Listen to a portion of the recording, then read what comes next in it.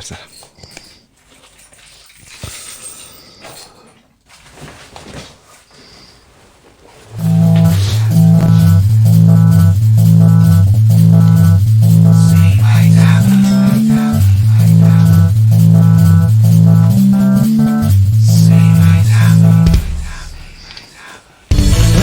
to the Speedway Tavern.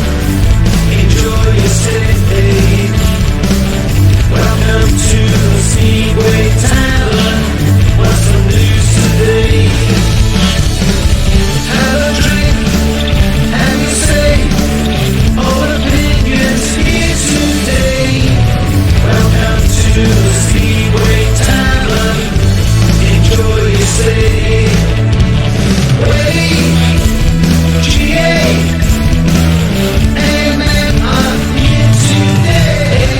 Welcome to the Speedway Tavern. Come and have your say.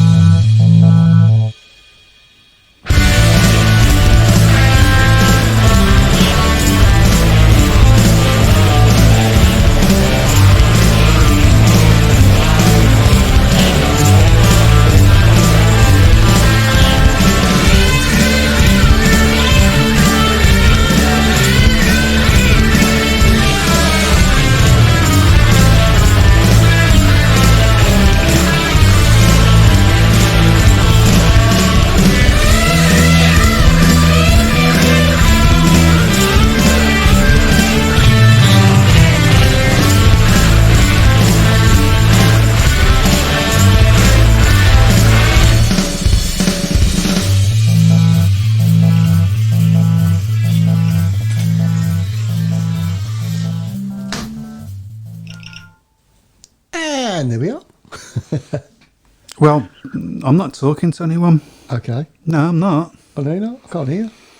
It's not that I'm a sore loser or anything, but well, you know, I'm not talking to anybody. I mean, I suppose I should say congrats to Chris, the cheating no hope luckiest person in the world, Brown, on securing 7th place in the Speedway Tavern Prediction League. Yeah. But I'm not talking to anyone. Okay. Don't then. It's going to be a great show. Hey! Good evening. It's going to be one of those shows. Oh, yeah. Good evening and welcome to the Speedway Tavern. Our last show, guys. It is. So what we want to do is make things light and funny and have a bit of fun tonight. With us tonight we have got Matt. I'm really Welsh. Buck, all the way from Wales. Hello, Matt. Oh, we can't hear him. Oh, no, he's gone. He's disappeared. Good evening. Oh, there we go. That's better. Hey. I should press the button that says turn your mute off, shouldn't I, sir? Probably, and don't say yakida. And obviously we got Chris, cheating luckiest person in the world, Chris Brown thing. I should have me applause thing ready. Oh, yeah, see. I'm not a good winner, are you? No. Not much of an achievement, is it? 7th? It's better than 8th. That's all I can say. I've won something. It's not so much that you have won something; it's that you didn't lose. Exactly. Yeah. Anyway, I mean, we've got to be honest. Out of the three of us, Matt was a head and shoulders above. Yeah. Yeah. So I hate you even, Will. Well, at least one of us knows what we're talking about. Maybe. Yeah, we will come on to that in a little short while, and obviously announce the winner that everybody's known for about 3 months now. Here's a big clue: it's not Lawrence Rogers, who's fought hard for that wooden spoon, and I don't think he achieved it in the end, did he? No, I don't think he did actually. So. Oh dear. Right, so what we would like to do tonight is have your suggestions for categories that you would like us to vote on. I'll start us off. I'm going to go for who's the rider with the most stupid haircut. Okay. Very original, but yeah. I'm going to go for Drew Kemp. Best you can do. It'll do for now. Yeah. We've got more in the offing. What about Matt? I was going to say Drew Kemp as well, to be honest. He's Lawrence Rogers says robbed. Robbed. Wow, that's not. I've just realised something I should be celebrating. I've finished higher than a bona fide team manager. what can I tell you? Your phone will be ringing in the morning, then I assume. If it does, I won't answer it. Okay, so Chris, your silliest haircut of the year. Has it got to be a Speedway rider? It's got to be somebody associated with Speedway. I haven't got a clue. Okay, I thought you was going to say me, to be honest, but No. No, that would have been predictable, wouldn't it? right. So, are there anybody else out there on the shout box and so on? Nobody at the moment, apart from Lawrence and our champion, Simon Corbett. Well, oh, see, that's a shame that he's there, because I was going to say if he didn't attend, then he doesn't get it. But Yeah. The greatest ever rider for your team and worst. who's that from?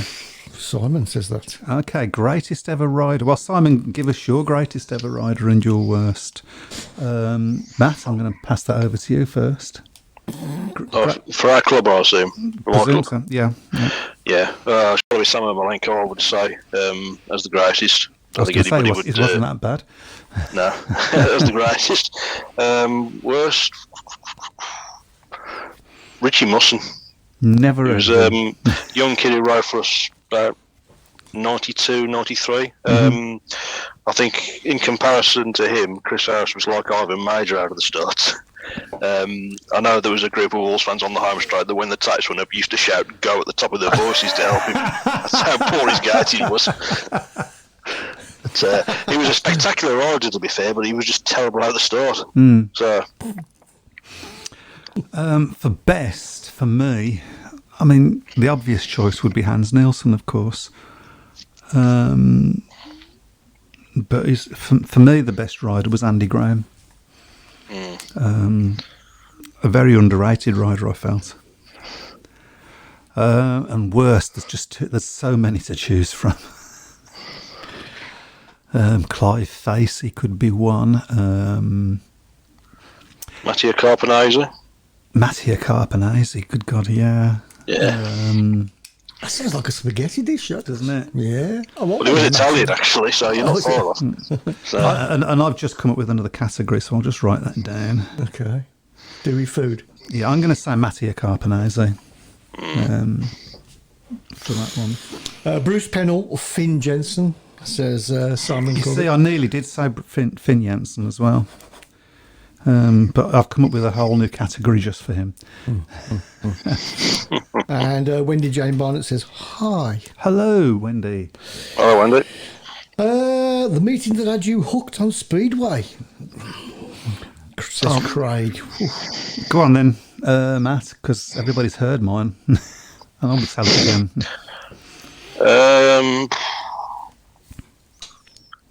Difficult to say, to be honest. There's been so many. I'd probably say It's got to be the first one. it's got to be the first one, I think, isn't it? I mean, I think the first one I can vaguely remember is Wolves Cradley in 1990. I don't have a huge amount of memory of it, but I think it was a draw, and that was about it. That's all I can remember. So, but that was probably the first one where I really took notice of what the sport was about. So, Chris? And if people are wondering why Matt sounds funny, it's because He's Matt. He's just Matt. Yeah. Yeah. yeah, I know. And he's also in Wales. It don't sound right, does it? It sounds funny because he's in Wales. I'm also drinking Welsh cider, by the way. So, There's the answer then. Dave's wine, the opening meeting. Whoa, hold on. Okay. You haven't told us what... What was the question? What first got you hooked on Speedway? Because I know that you've been to Speedway. Crikey. Yeah, but most people you weren't used to love alive then, so... I don't know. I can't remember. You can't remember? No, it was a Bordsley, so... Oh, really? Yeah. Right. Yeah. My gosh. How did you get hooked on Speedway? Yeah, so that turned me off. Which is by the way, strange. just to interlude there, the last meeting has finished on a scoreboard. Bellevue 46, Kent 44. Nobody got that score right, so the points as they are stay the same. Champione, champione. It's not a pretty sight over here, Matt. I understand now why you're in Wales.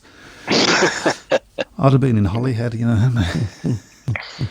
Okay, so the first meeting that got me hooked on Speedway, I think, although I'm not entirely sure, it was crew. And basically what happened was I came home from school and I'm busy flicking through the television thinking, I'm bloody watching Crossroads again. Oh, hang on. Yeah. Busy watching what? Crossroads. Oh, Crossroads.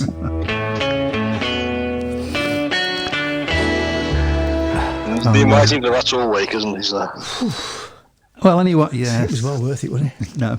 And anyway, my dad comes into the house and he goes to the where all the coats are and takes his coat off the rack, puts it on, and then looks at me and says, sort of, what are you waiting for? I says, I don't know. What do you mean?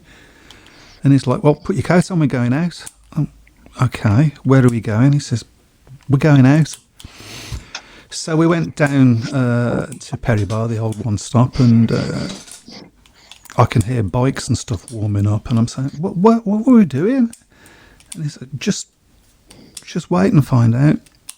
So anyway, we got in, and there's a parade, and obviously I've worked out it's bikes by now. And the first 4 riders come to the starting gate, and just before the starting gate goes up, my dad says, by the way, they've got no brakes. And then off they went. And my jaw just hit the floor. So that was the meeting that got me hooked on Speedway. I don't think we even won either. But And your dad says, see, that's better than looking at all that porn. no, my dad would never say that. No? Okay. He has to lower the plate. I think you should take some points off him for that, Chris.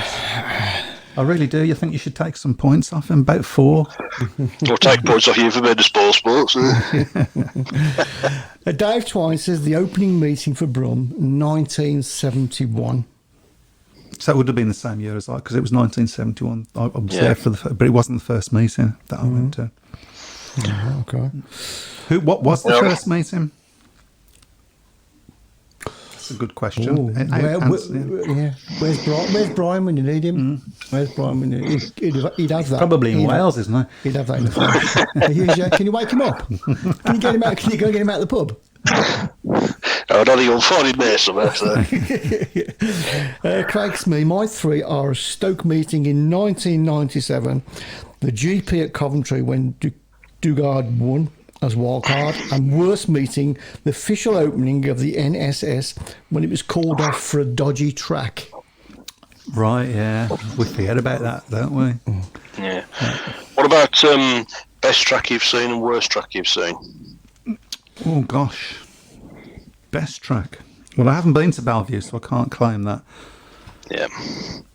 I'd sort You've got to have been there. You've got to have been there. Yeah, I mean, I'd sort of say Birmingham, how it was in 2007 and 2008.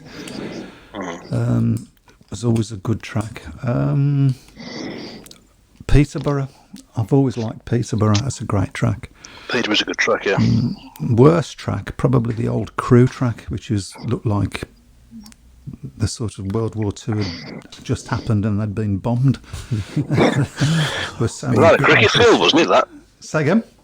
Wasn't it round a cricket field? It was massive, wasn't it? I honestly can't rember. It was a weird shape. It was like a big circle, I think, wasn't it? So. I know Arthur Browning loved it. Yeah. I don't think Crew's changed much either. I think it's still the same. It's like a bomb city. Oh, right, the actual Crew, I don't know. But yeah, that was probably my worst track. Worst track of current tracks that are out would probably be. Oh no, they've gone. I'm not going to say Wolverhampton. You're okay, Matt. I think most of the tracks that are left are fairly decent tracks, aren't they? I think so. Yeah. Yeah, I can't think of one that's. I mean, I would say Bellevue fans are going to love this. I would say the NSS It's my favourite.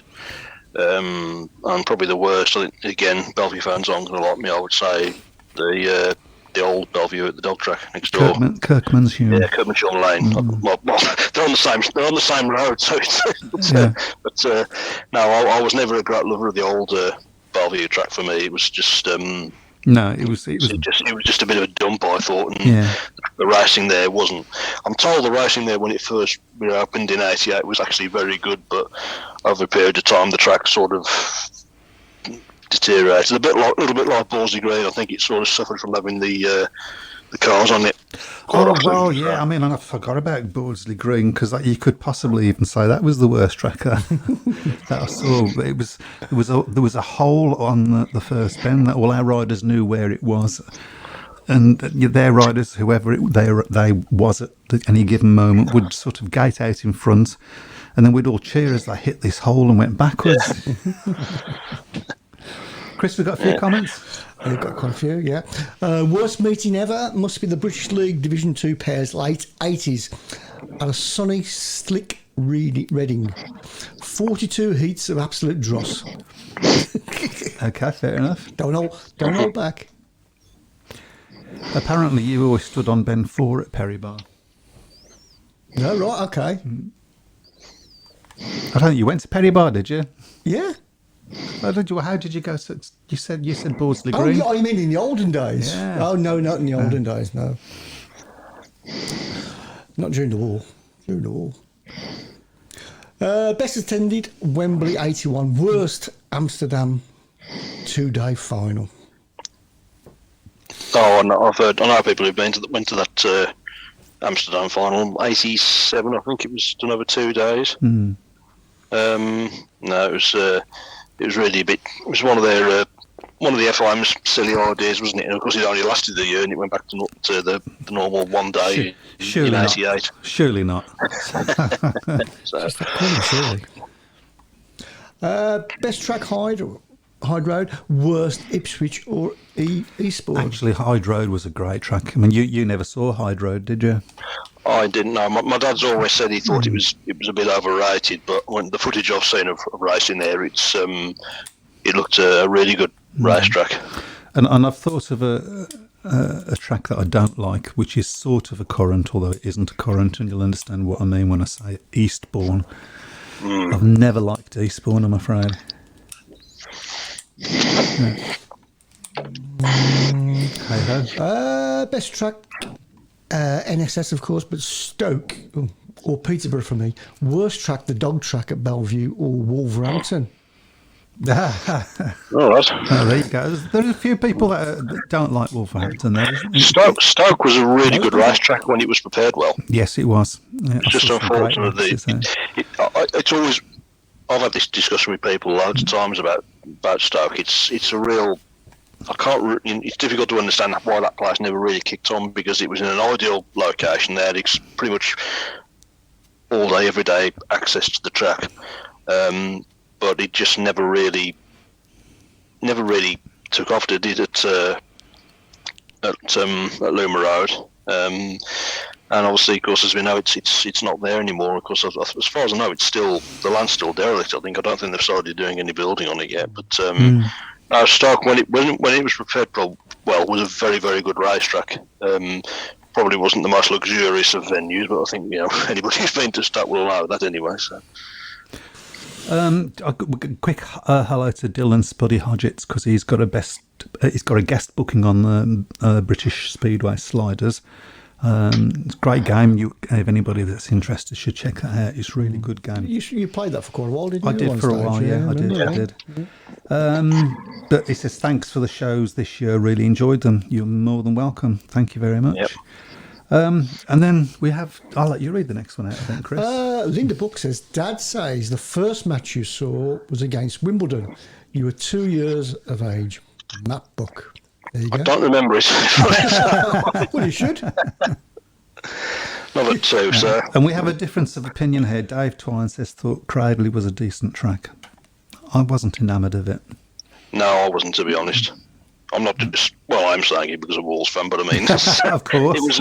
I always it's felt the worst track I've been to, but yeah. I always felt whenever I went to watch racing at Dudley Wood, there was just one line on it, and that was the big fast outside line. And once you got on that, you weren't going to catch anybody. I always think that's one of the reasons why they had so many world champions at Craven, because you had to be able to gate Right. well enough there. I mean, I think even Yano Pedersen in the end worked out that you needed to get at the start if you were going to be successful at Cradley. Yeah. It was difficult. It was Yeah, quite I know. narrow, wasn't it? I know people who went years ago who said it was a very, very good racetrack. But I can't honestly say I saw many good meetings there whenever I went there. No, I never saw any good meetings there because we always lost. But Yeah. to which Dave twice says, "I know Brum always lost at Cradley." Okay, well, it is true. It is true. Yeah.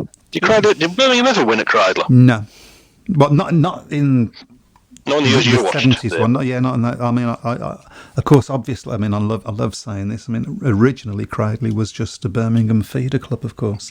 Yeah. You do love saying that, don't you? Oh God, don't I just? I tell you what, I would love to. I'd love to say even more than that. With all seriousness, what I'd really love to say is "Welcome back, Cradley." That's what I'd really like to say. Welcome back, Cradley, and of course, welcome back, Coventry as well. So Absolutely. Who would you welcome back most?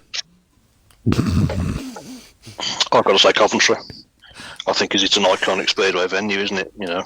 See, I ask all the questions people shouldn't ask. Yes. I know.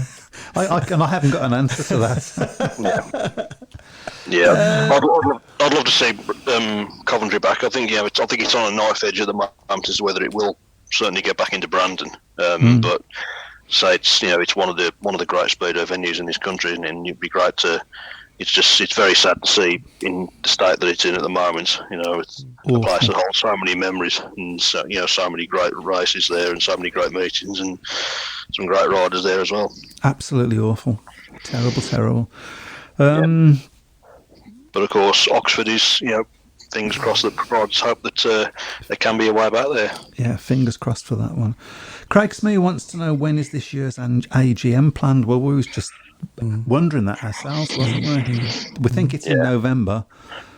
We don't really know an awful lot more than that. Come on, Lawrence, if you're on, you can tell us. Yes, please. Yeah. And We're not expecting an invite, but... what would you like to see come out of it, out of the AGM? What do you expect to see come out of it? God, blimey, that's a programme all by itself. It is. Yeah.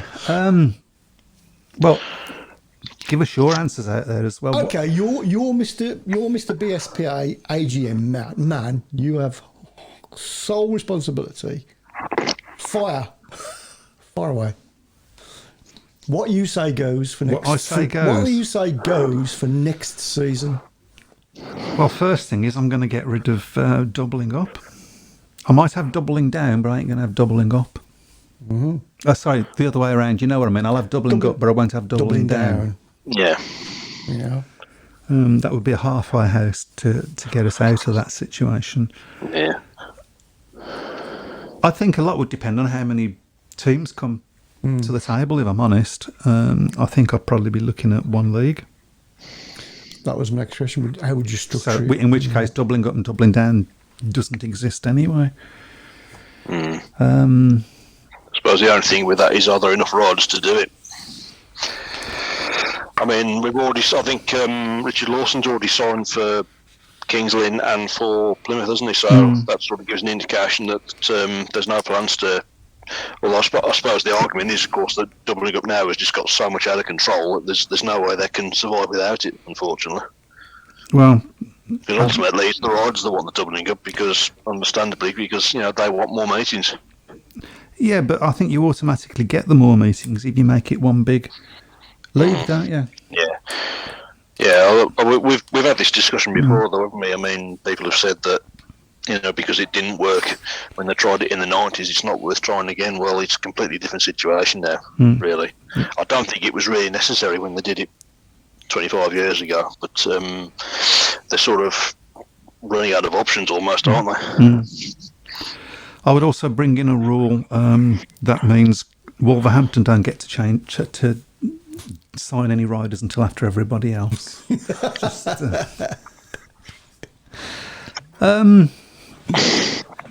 yeah, I'd be. I mean, there are lots of different rules that. I mean, like for instance, at the starting, I don't. This business about calling them back if somebody moves. I don't care if they didn't touch the tapes. Then that's it. Off you go, because it just keeps the meeting flowing. The first rule I'd do for like next season would be to take that bloody pen off you. So that you don't keep clicking it, right? Because it's driving my headphones crazy. I can hear it from 70 miles away as well. Is that better? I've thrown it off the table. I need to get you a little stress ball, don't I? That's what it is. It's just there, and I just fiddle, but it's not there now, so I can't. One league north and south, no doubling up or down, a decent points limit to work with. That's 2 leagues, isn't it? One league north and south. That's 2 leagues, isn't it? That's a north league and a south league. Unless the suggestion is that you have those 2, and then the winner from each section plays for the overall national title.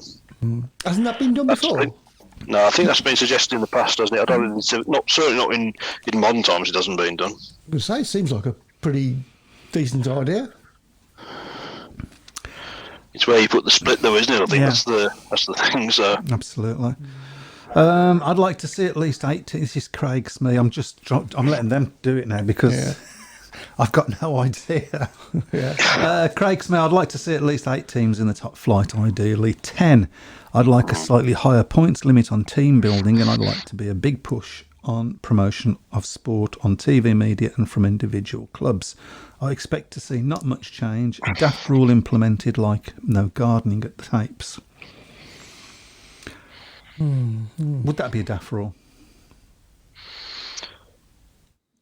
Don't know. It would be a rule they wouldn't like, but if it's I think in a lot of ways that ought to sort of adds to the build-up, really, doesn't it? To be honest. Yeah, doing that. I would agree with that, actually. Yeah, I'd like to say as well that they are officially supposed to close the pit gates and not open it when there's a stoppage for an unsatisfactory start. But quite a few times I've been to meetings and they have opened the pit gate. I think they should just, once there's an unsatisfactory start, if nobody's excluded, just get them back round. It should be under control of the referee. There should be a little light there, and if the referee doesn't turn it to green, you can't open it. Yeah, that would be that, wouldn't it? Yeah. Dave Klein says, as Simon says, was that simple? Simon says. No, it's not here. It can't be simple, Simon. He's won the flipping league. As Simon says above, allowing only guests from the opposite league. But how does that work? It's got to work on averages, yeah? And if one league is slightly higher than another, then if your average might not be high enough for. Do you see what I'm saying? Where I'm getting at here? Yeah. No. So I'm not sure that's. I mean, the only other way around the guest rule, of course, is squad systems, isn't it? But the problem, of course, is you're going to get some clubs that are going to. Well, that becomes a money thing, and that's the problem, isn't it? Yeah. And the one thing that pretty much everybody agrees on is that Speedway has got to cut its cloth. Yeah. It's got to almost start again and build itself up again. I think people just want to see fairness, don't they? Really, where every team has got a fair chance of being successful, not, the teams that have got the bigger wage packet, which I suppose really is the case in any sport, isn't it, to be honest, I think if I was in charge of the AGM, one of the things I'd like to implement is, looking at the example of clubs like Birmingham and the Isle of Wight and so on, what are you going to do to attract new people? What you actually actively going to do? Well, setting the points limit and setting all the rules, that should only take 1 day. Then the other 2 days they've got for doing stuff like that. The points limit is easy. It should never change. It should be the same every year. Otherwise, it just makes more and more difficulties. And it should be 42.5. because that works out at 45 draw. Yeah. It should be 42.5, and that's it. Every year, this should never change. That's going to be the biggest bugbear, especially for newcomers when they go to Speedway, is the farting about between heats. Yeah. It's a real frustration. I know that when it's got to be, isn't it? Absolutely. It needs to flow. It needs to flow better. So like Craig Smith has said, I think the 1 minute time allowance after stoppage, like in the GPs, should be put in place. I agree. And there should be, everywhere should have a clock. Yeah, my dad said to me quite a while ago that he thinks it shouldn't be a 2 minutes, it should be 1 minute, because for him that should be enough to get round to the tapes. Yeah, it should be ready to start. Getting to the tapes takes longer than the race. Yeah, it seems to me at the moment to be 2 minutes to get on the track and then mess about as much as you like. So, I suppose I ought to. What Simon Corbett said, I suppose I ought to talk about that a little bit briefly. Yeah, go on then. So Simon Corbett says, Mike, you're keeping quiet. I'll get you a hanky. On Bomber departing to Berwick. Well, that's Speedway for you, unfortunately. I'll be honest, it's worrying to me that Bomber's moved to Berwick, because I was hoping to have him back because he's just been absolutely fantastic this year. And B, what's that saying about whether Birmingham's going to return, which is my big worry. Yeah. I don't know whether... depends on whether you're putting 2 and 2 together and coming up with 10, aren't you, really? Well, I'm just... I suppose at the end of the day, Bomber's got to look after himself, hasn't he? Of course, So, yeah. It's not in any way critical of Bomber. It's more of a worry from the Birmingham side. Yeah, and as I said before, he doesn't tend to stay at tracks very long, does he, really, Bomber? He tends to move around quite a bit. The only track he's really stayed at for a prolonged period of time was Coventry. So, it's a blooming long drive up there for you, how much every week, admittedly, but... yeah, that's a good description. I know that he likes the Berwick track anyway. So, and obviously Berwick have made him a very, very good offer, so he'd be a fool to turn it down. So, but I think I can understand obviously the Birmingham fans being disappointed, but I'm sure they'll all wish him well for the future, because he has been I think he's really right with a few wrongs, hasn't he? Because he didn't have the best season during his previous campaign with the club, absolutely. And I think last season in a difficult campaign, I think he was one of the beacons of light for the club. Really, he was just brilliant. Hardly a week went past that your jaw just didn't hit the floor in what he didn't do that, did he? Yeah. And of course they're free agents, aren't they? Speedo riders. Is that right or wrong? Yeah. Yes. Is that good or bad? It depends, doesn't it? I think probably as a rider, you're probably thinking I'd like to be employed. Yeah. Like football's employed, but yeah. We ought to say that Lawrence has come on and said still a lot going on, and there is a genuine interest in Birmingham surviving. Please be patient as working on this every day. Yeah. Okay. Which brings me to my next category. Thanks for that, Lawrence. And Thanks, we're being as patient as we possibly can. So here's a good one. Here's a category I'd like to put out there. Hardest working person in Speedway. Okay. Matt, I'm going to just chuck that out at you. Well, you've got to say Lawrence, haven't you? I mean, Lawrence. I know from being in the pits at Birmingham, Lawrence doesn't stand still for longer than 2 seconds, does he? So he's in the main meeting, or even when the younger lads are having a run after the meeting, he's getting involved with that as well, and he works tirelessly hard. To be honest, I mean, I think he's practically lived at Perry Bar, hasn't he, for the last couple of years? So I think that's because he got kicked out, didn't he? Might as well. Yeah, well, I mean, whenever I've been down there, and I've done a few Sundays there and stuff, and Lawrence has always thanked me, and I always think, well, don't thank me. Look what you're doing. He's just always there. He's just always there. So I mean, that Lawrence was going to be my pick as well. But if anybody else there has got any more picks on that one, I've got another category to put out there now. Okay. Which is the most frustrating rider. Come on, Chris, I'm going to go with you. Who's your most frustrating rider? Ever. Ever. Crikey, I can't remember. It's too far back. I was drunk at the time. He's not kidding, folks. My favourite rider was probably Jason Lyons. I like him. Good bloke. Okay, but that wasn't what I said. I know, but I can't think of a frustrating. Most frustrating rider. Charles Omarenko. Had the. I mean, I suppose in fairness to Charles or Dukey, of course, as he was obviously known when he was riding for Wolves, he was always going to be compared to his brother. But he really made that first season he came over in '91. He made a really big impression. I think we were all hoping that he was going to really kick on from that, but he just never did. I always thought Charlie lacked a little bit of professionalism, to be honest. Only really showed in glimpses what he was capable of doing, to be honest. Which is a shame, because he definitely had the ability. He just I think the one season I think he had about 25 falls over the course of the season, which is a lot, to be fair. So I'd have to say Jerky probably.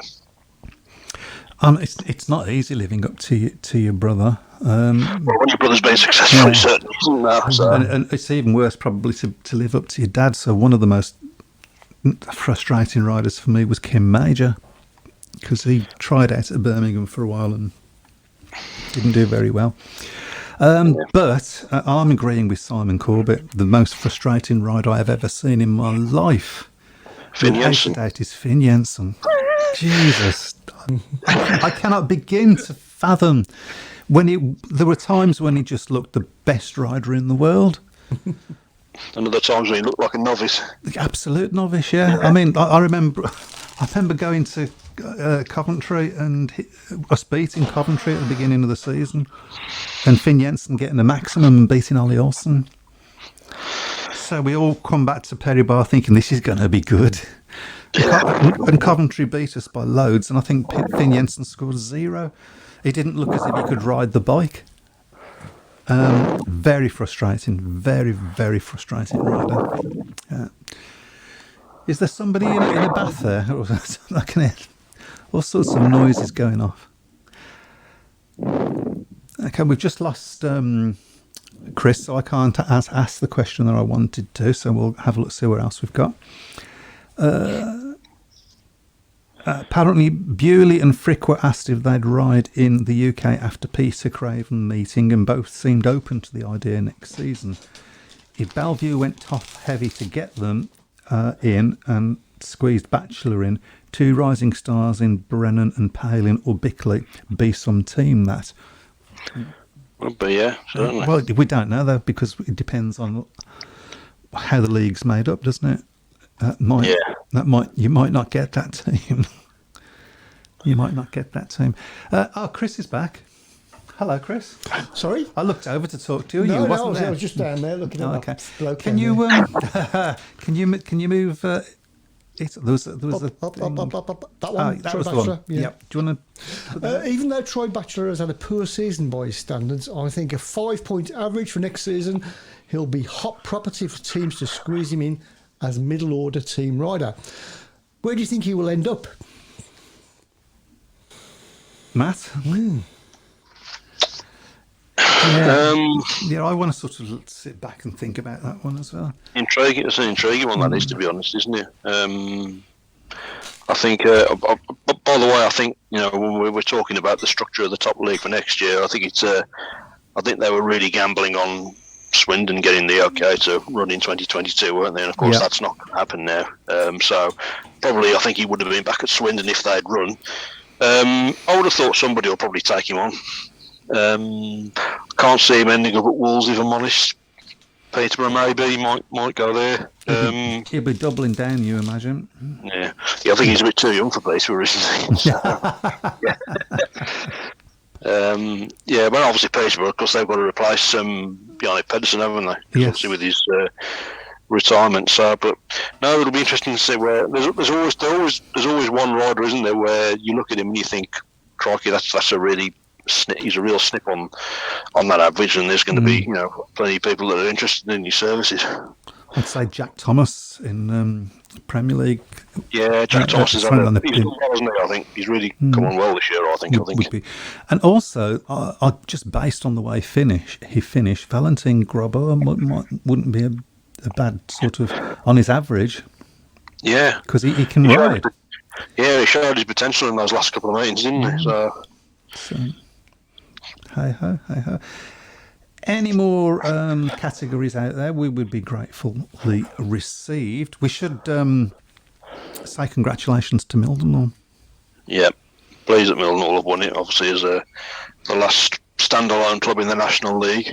And I think they did it in style, didn't they? They had a thumping win up at Armadale to clinch the championship, didn't they? So, yeah, congratulations to everybody at Mildenhall.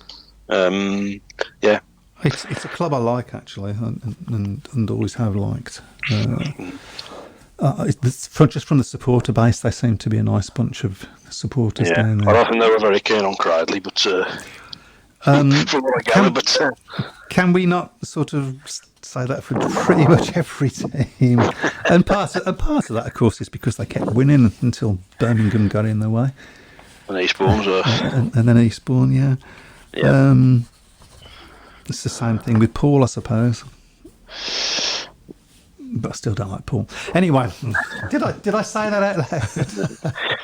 It's 8 years ago. Get over it, sir. Is it really 8 years ago? Yep. Okay. Really? Crikey. Yeah.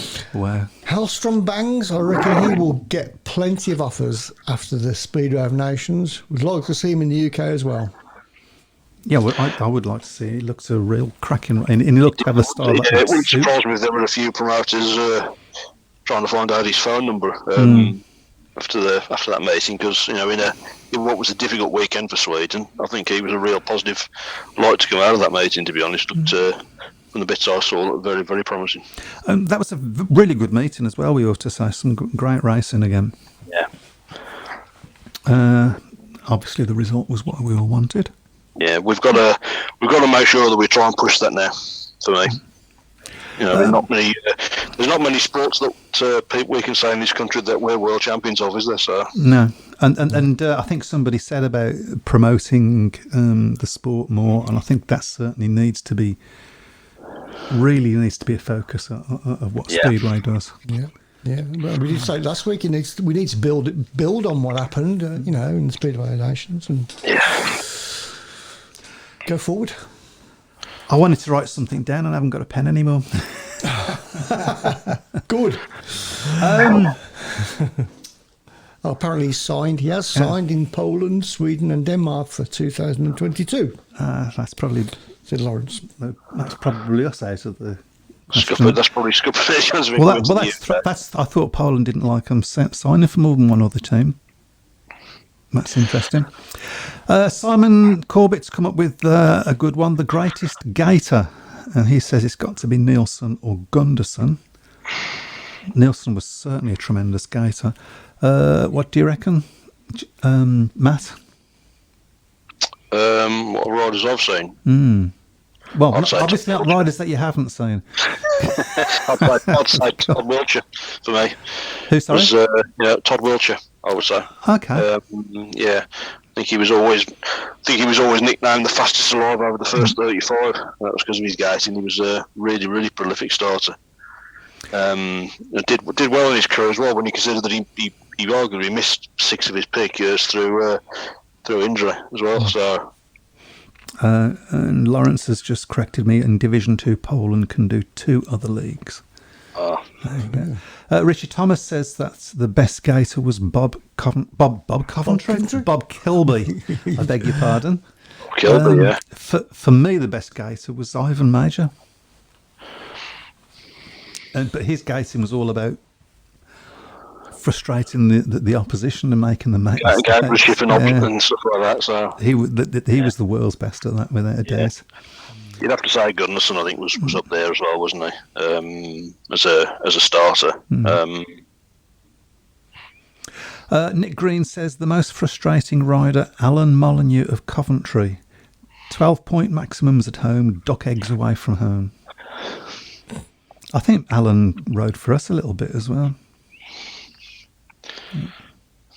I've I've got a good one.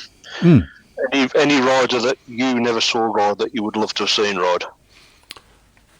Oh, that's easy for me, except I can't remember his name. Oh, yeah, he's good. He's good. He did the Wall of Death at Wembley. The Wall of Death, isn't that what they used to do to circuses and Yeah. things? Oh, You know what I mean. Not Tony Rickardson. No. See, you can't. Not anymore. No, Rickardson. No, that was Cardiff. That was Cardiff. Oh, He did Cardiff. that. Does say Wembley. I did. Okay, yeah, okay. Rickardson. I never saw him, so that would have been. Yeah, Rickardson was a fabulous rider. Obviously the only man who's since Ivan Major to match what he achieved in terms of World Championship wins. The rider I would love to have seen ride, there's only one for me, and that's the late great Peter Craven. I'd love to have seen him. That's a good call. You know. That's a good call. Yeah. You've only got to look at the footage of him racing to see that he was really, really spectacular as a rider and ahead of his time in the sort of style that he was doing. Yeah. We've got another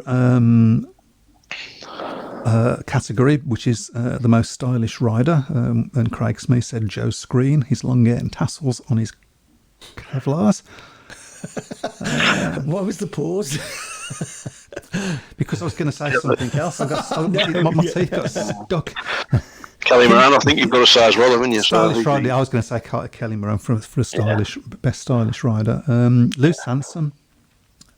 Lou Sansom was a really stylish rider. Yeah. And Simon Corbett says Peter Craven, obviously. Yep. Yep, Lawrence was agreeing with you there. And Jeff Daniels has agreed as well. Jeff Daniels, Peter Craven's best rider never seen. Fantastic. I'm trying to think of it. Is there any other riders that I haven't seen? Graham Warren. Oh, Graham Warren, yes. Graham Warren. I would love to have seen Graham Warren. Yeah. I'd love to. I mean, as I say, I did see Kelly Moran race, but unfortunately, I think by the time I saw him race, his lifestyle was starting to take its toll a little bit. I'd love to have seen him when he was in his prime. He was I saw him when he was riding for Swindon in his last year over here in '92, and he was well past his sell-by date. But then I think he was, as I say, I think his escapades off the track were sort of beginning to impact on his racing then at that stage, unfortunately. Yeah. I'd love to have seen Kelly race in his prime. Okay, I've just come up with another category: saddest rider. In the sense of, for me, the saddest rider. Well, I've got two actually: is Jeanette Cudrunner and Pete Bailey, who's a name that probably most people won't know because he both died, of course. One in a grass track accident, and Pete Bailey was just all of a sudden taking off riding for Birmingham and got recalled to Coventry because they saw he was doing well and they thought, well, we want him back then. And on his way to Coventry or something like that, he died in a car crash. So that was sad. For me, I'd probably say Krzysztof Cegielski. Polish rider, came over to the UK. Well, he actually made his first. I think one of his first appearances in the UK was at Wolsey Road in the Olympic in, I think it was 2000. And looked really impressive. And then signed for Paul the following year. I think he started on a 4-point average and finished on near enough a 10. And was really making great headway. And then, of course, had his crash, which left him confined to a wheelchair. But I've got no doubt that Krzysztof Cegielski almost certainly would have been a world champion had he stayed fit, because he was absolutely fantastic to watch. He really was. Yeah, I mean, you probably got to include Darcy Ward in that category as well. Yeah, Darcy Ward as well. I think he would have still been competing up there now. I think I know that as a personality wise, I think Darcy Ward wasn't probably everyone's favourite cup of tea. Although I do think he's handled what's befallen of him very well. To be honest, I think it's sort of, in a lot of ways, I think it's helped him to mature quite a bit. So I think he deserves a lot of credit for that. I love this category that Dave Twine's come up with. I can see, I love this. Jeff Daniels says Penwell's very stylish. Do you want to... Dave Twine's come up with the rider that does the most gardening. Ivan Major.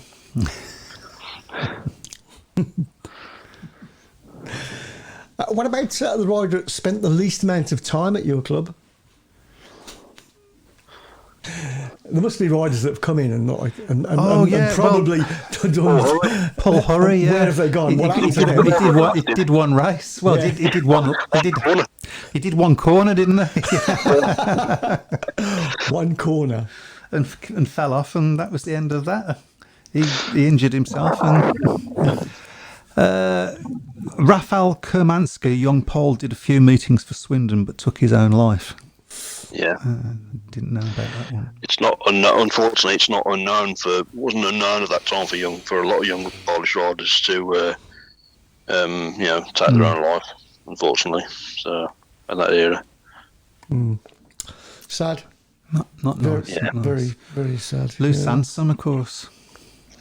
Not Lou Sansom. I'm trying to say Soren Shoston, who got a very similar style. Yeah, that was a sad story as well, wasn't it? The way his life sort of came to an end. Of course, I think he was found in Manchester, wasn't he? About 20 years after he'd stopped racing, living in really desolate conditions. Although I think fortunately he was obviously, they were able to pay for him to go back to Sweden. So I think he did end his life back in Sweden. So, Yeah. but it was a really sad story because under the rider that you hear a lot of people talk about today, and they've listed him as a rider they love watching. Yeah, he'd got a lovely little style. I mean, very very small bloke, of course. Yeah. Unpopular opinion from Craig Smee, he says. I don't think Woffington would have been 3-time world champion at this stage of his career had Darcy Ward still been racing. I reckon he'd have dominated once he got his first one under his belt.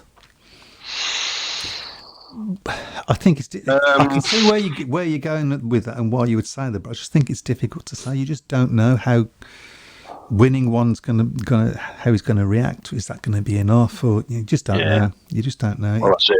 I mean, I thought Chris Holt would go on to win 2 or 3 when he won his first one, and he never really got close to doing it again, to be honest. And I think probably Bartosz Marzlek is the one that you would look at now to be a sort of dominating force. I mean, he's not been out the top 2 for 3-4 years now. Whatever like it that, is. Yeah. That's not bad going, is it? I mean, to be fair, you think back to 2018 when Ty won his last championship. I think if there'd have been another couple of rounds, Smarty probably would have caught him because he was absolutely flying, wasn't he? At the time, if I remember rightly. So. Simon Corbett says Cradley, Anders Michenek. I think this is for the ones that the least at your club. They used to call him Anders Missing Man. Which I quite like. Gordon McGregor did 6 matches, didn't they? So. Yeah. Gordon McGregor did 2 races for Brum. I think that was a sort of a number 8. But yeah, I remember that well. Yeah, keep going. Hancock and Hamill at Coventry in their prime were the best, says Nick Green. Okay. And there's a sad story Go on. So personally, I thought Hamill and Hancock were probably slightly better when they were at Cradley, to be honest. I think, just slightly. They obviously had several years at Coventry as well together, but I think that last 2 seasons that they were together at Cradley, I think they were, dominant really in the league. And then this is the sad story one. This is one that we missed, and it's probably the saddest of them all when you think about it, and that's Kenny Carter. Well, I was going to say about him possibly being a rider I'd love to watch racing, but I thought that might be a bit of a controversial one, to be honest. Well, it does divide opinion, but he did that when he was alive as well. I mean, he was. Why does it divide opinion? Why? Because he took the life of his wife and his children, didn't he? Right. Okay. So. Well, he didn't take his children's life. I think he just orphaned them. Didn't That's he? right. So, yeah. That's yes. Yeah. That is tragic. That is. Yeah. Bartosz Marzlik's one that didn't spend much time with us. Yeah, was it 2 meetings, was it? Or 1? When Wendy Jane Barrett says Bartosz didn't warrant being called a Birmingham rider, I'm sorry, I'm calling him I'm claiming him, that's it. Right then, the most important thing before we go is to show the final tables. Well, it's a thing, and I wouldn't say And there we have it. officially Simon Corbett is the winner. And a good runner-up, John Let's Bird. give him a round of applause. Come on, he's absolutely wiped the Dave floor with Twine, everybody. Dave Twine, who I don't know how he's done it, but he's slipped into third place there, ahead of Matt Buck and Elliot Hunt, and Dylan's coming at 6th, and Chris Brown, and the rest were just also runs. That's really not fair to Jeff Daniels and Craig Smee and Ben Clifton and Andy Gardner. I know, yeah. I can't believe I beat all of them. I'm sure Ben's already plotting winning back that championship next year. So. Yeah. And it's a big failure for. Can you put it back up again for me? It's a big failure, isn't it, for Lawrence Rogers, who tried so hard to get that wooden spoon, and he's come 17th out of how many? You've taken it away again. Sorry, yeah. I'll just put that back up again. Here we go. He's got 17th out of 22. So, bad show, Lawrence. Bad show. So, some goodies on the way to Simon. I'll try and get them out this week. I'm sorry, Wendy. I look at the screen without my glasses and I can't see it. It's Wendy Jane Barnett, not Wendy Jane Barrett. I'm sorry. I apologise. How long have we known Wendy Jane Barnett? About 2 weeks. Every week Mike gets my surname wrong. Oh, I don't know. At least it's not Anders Rowe. Right. So we're off now till next season. Well, we will do a special show, AGM show. Sometime in November. Lawrence, when's the AGM? Yeah. When's the AGM? Unless Matt's on holiday again. I don't think I will be there. I think it might be a bit too cold for me then, so. You're in Wales. It's always Matt goes on holiday and still manages to get on the show. Yeah. Unlike somebody we can mention. It's a bit difficult in Turkey. Why? No, that's right. Actually, the Wi-Fi is even better than where Matt is, so I don't know. Yeah, that's right, yeah. Yeah, well, I got internet in Turkey. Right.